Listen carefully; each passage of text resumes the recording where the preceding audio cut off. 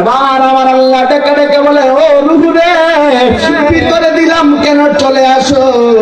রূহটা হাত দিয়া বলে, আল্লাহ গো, কেমনে তো অন্ধকারের ভিতরে আমরা থাকবো? আজকে আমরা যদি বিভিন্ন অন্ধকারের ভিতরে একা ঘরের ভিতরে থাকি, আমাদের ভয় লাগে কি লাগে না? এই বইটা লাগছে বাবা আদমের। এই আদমের বই লাগার কারণে আজকে আমরা একা অন্ধকার করে থাকলে আমাদেরও বই লাগে। আল্লাহ ডেকে ডেকে বলে, আত্মারে যা যা তার ভিতরে ঢুকে যা, আর বের হওয়া লাগবে না, ব্যবস্থা আমি আল্লাহ করে দিছি। আল্লাহ তার ভিতরে নূরের এমন একটা প্রদীপ জ্বালাইয়া দিছে, রূহ ভিতরে গিয়া আর বের হই না। আল্লাহ ডেকে ডেকে বলে, রূহ রে, কেন আর ভিতর থেকে বের হও না? রূহ ডেকে ডেকে বলে, আল্লাহ কেমনে বের হব? এখন তো দেখতেছি এত সুন্দর তার ভিতরটা, আমি আর বের হইতে মনে চাই না। আর জবান খুলে বলেন সুবহানাল্লাহ। ওরে আগুন জুড়াই না রে, ওরে জ্বালা, ওরে জ্বালা জুড়াই না, জ্বালা জুড়াই না রে, ওরে আমার জ্বালা জুড়াই না, জ্বালা জোড়ায় না রে, ওরে ভিতরে লাই গাছে আমার নবী প্রেমের আগুন রে, জ্বালা জোড়ায় না, জ্বালা জোড়ায় না রে। বলেন না, ও জ্বালা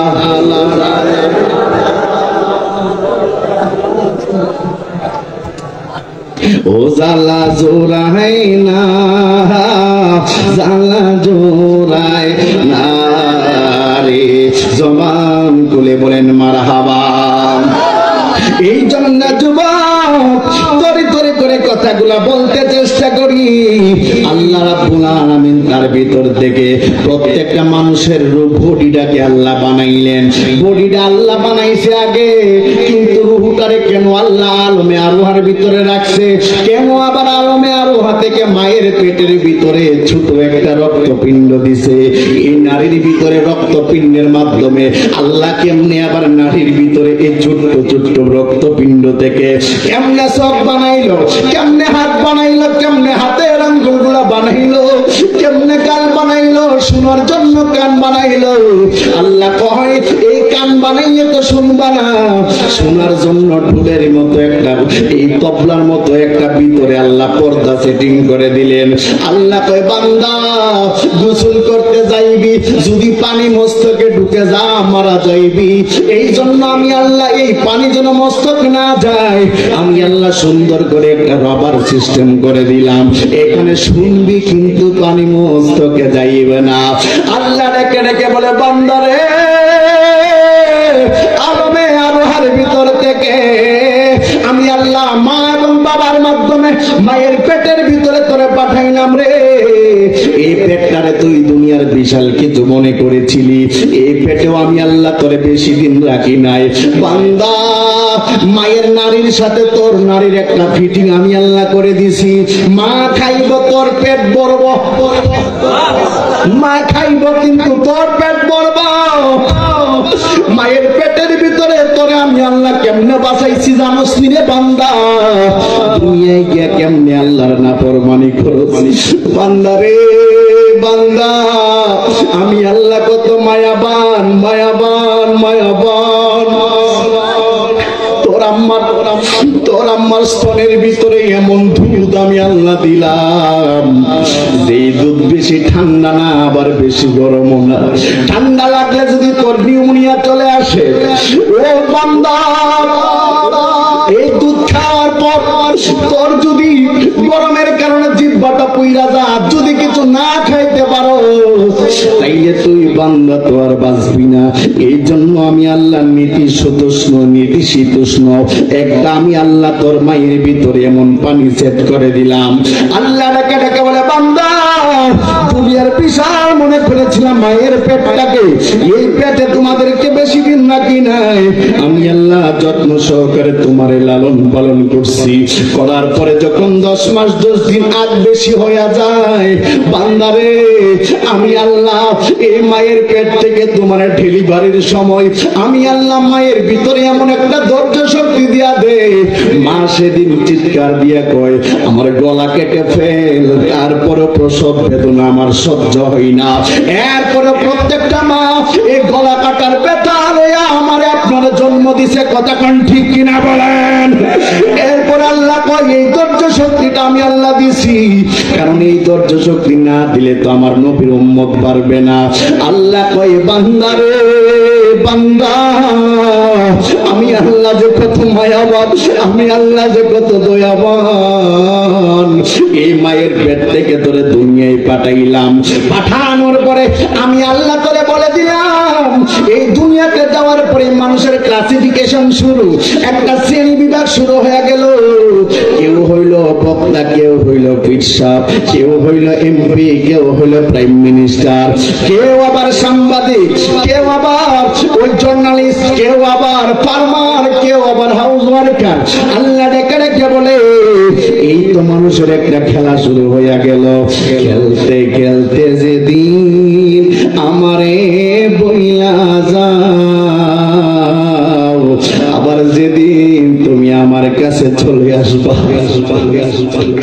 আল্লাহ কোরআনের ভিতরে বলেন সুম্মা ইউহয়িকুম সুম্মা ইউমীতুকুম। আল্লাহ কয় তোরে জীবন দেওয়ার পরে যেদিন মৃত্যু নামক ভয়ঙ্কর থাবা তোর সামনে আসবে, দুনিয়ার এমপি, মন্ত্রী, মিনিস্টার, পুলিশ, প্রেসিডেন্ট পর্যন্ত তোরে ঠেকায় রাখতে পারবে না। যেদিন আমি আল্লাহ তোরে টান দিব,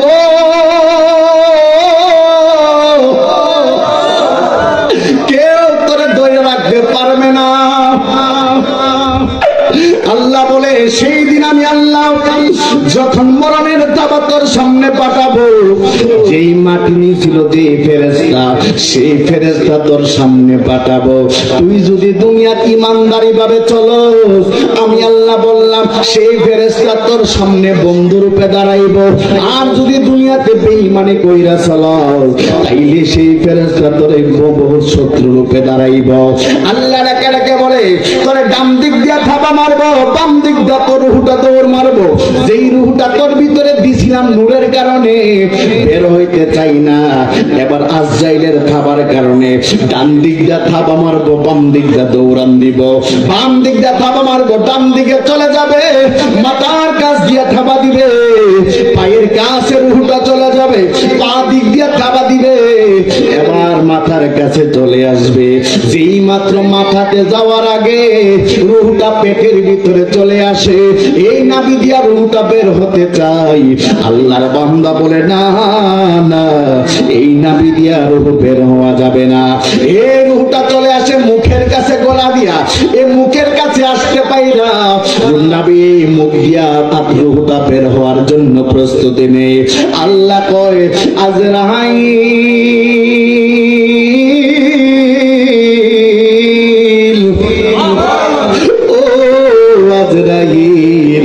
আমার বান্দারি জবান দিয়ে রুহটা বের করিস না।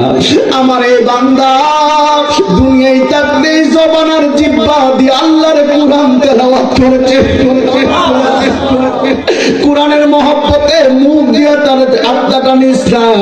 আল্লাহ গো তাইলে কি করব? কই আরেকটা থাবা মারবে, দুইটা চোখ দিয়া বের হয়ে যাওয়ার জন্য চেষ্টা করবে। এই জন্যই দেখেন না অনেক মুমূর্ষ অবস্থায় যখন মানুষ হয়ে যায়, মৃত্যুবরণ করলে দেখবেন অনেকের চোখগুলা লাল হয়ে চোখগুলা এইভাবে বের হয়ে থাকে। আল্লাহ কয় যাদের চোখ দিয়া রুহটা বের হয়, মনে করবা তাদের মরণটা বেশি সুবিধার হই না। আমার নবী ডাক দিয়া বলে ওই সময় আত্মাটা চোখ দিয়া বের হয়ে যাওয়ার চেষ্টা করবে। আল্লাহ বলবে চোখ দিয়া বের হওয়া যাবে না। আল্লাহ আল্লাহ কয় চোখ দিয়ে বের হওয়া যাবে না। আজরাইল কয় আল্লাহ কেন? আল্লাহ ডেকে ডেকে বলে এই বান্দা দুনিয়াতে চলার সময় চোখ দিয়া তাকাইয়া তাকাইয়া খারাপ কাজের দিকে না তাকাইয়া এই চোখ দিয়ে আমি আল্লাহর লাউহে মাহফুজের কোরআন দেখেছে, কোরআনের পৃষ্ঠা পৃষ্ঠা চোখ দিয়া দেখছে, ভালো ভালো কাজ চোখ দিয়া দেখছে। এই চোখ দিয়া সম্মানে চোখ দিয়া আত্মা বের করা যাবে না। এবার আরেকটা ধাবা মারবে, কানের দিকে চলে যাবে, কান দিয়া বের হওয়ার চেষ্টা করবে। আল্লাহ বলে কানে বের হওয়া যাবে না গো। আল্লাহ কেন? আল্লাহ রেখে রেখে বলে দুনিয়ায় চলতে বান্দা কান দিয়া কোরআনের তেলাওয়াতের আওয়াজ শুনছে, ফাহিশা কোনো কিছু না শুনে কোরআন তেলাওয়াত শুনছে, ওয়াজ মাহফিলে বইসা আল্লাহ তার নবীর শান আউলিয়াদের শান শুনছে। এই কান দিয়ে তার রূহটা বের করা যাবে না। আজরাইল আরেকটা থাবা মারবে, এবার রূহটা দৌড়ান দিয়া